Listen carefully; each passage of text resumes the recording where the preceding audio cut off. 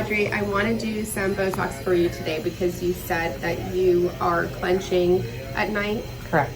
So I'm going to ask you a few questions and then we'll make an assessment and determine where and how much we might want to inject for you, okay? So go ahead and clench for me. Relax.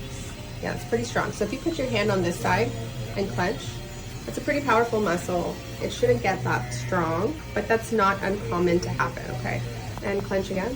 Okay. Do you get headaches? Sometimes. Yeah, and this muscle is very strong. So I'll run you through a little bit about what I'm assessing. There's 3 muscle groups related to TMJ disorder or TMJ pain. It's the temporalis muscle here.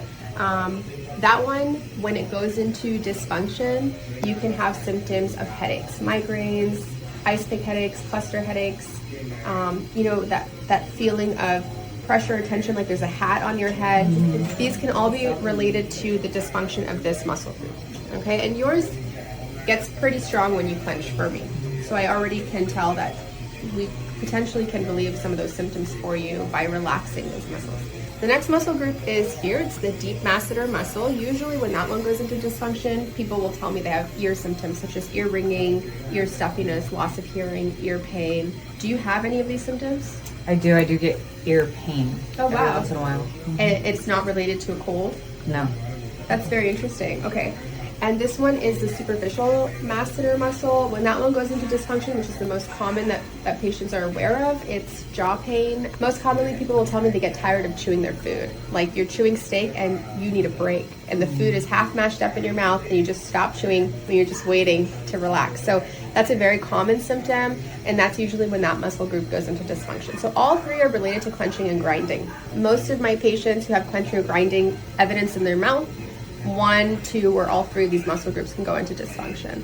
I do strongly feel that we can help relieve a lot of these symptoms with injections today, but I always want to make it clear this does not treat anything. It's not a cure, it's symptom relief. We're doing Xeomin today. Xeomin is different from Botox in the brand name and slightly in the composition of the neurotoxin.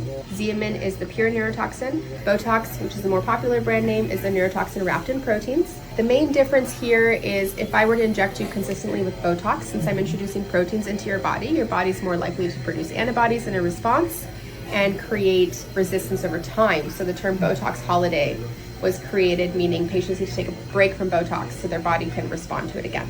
Less common to happen with Xeomin. Otherwise, you're going to get symptom relief within 4 to 10 days, and it will last about 3 months. So it will stop that neurotransmitter from releasing. After 3 months, when it wears off, this neurotoxin, your muscles will go back to full function over time. And it doesn't necessarily mean at 3 months you'll have symptoms again. It just means we're gonna start developing symptoms after 3 months. Okay. Some people come back every 3 months because they have pain right away. Some people don't have to come back for 6 months, maybe even a year. Okay. So because you told me you have ear symptoms, I would like to inject, I think we should inject all 3 of these muscle groups for you today, okay?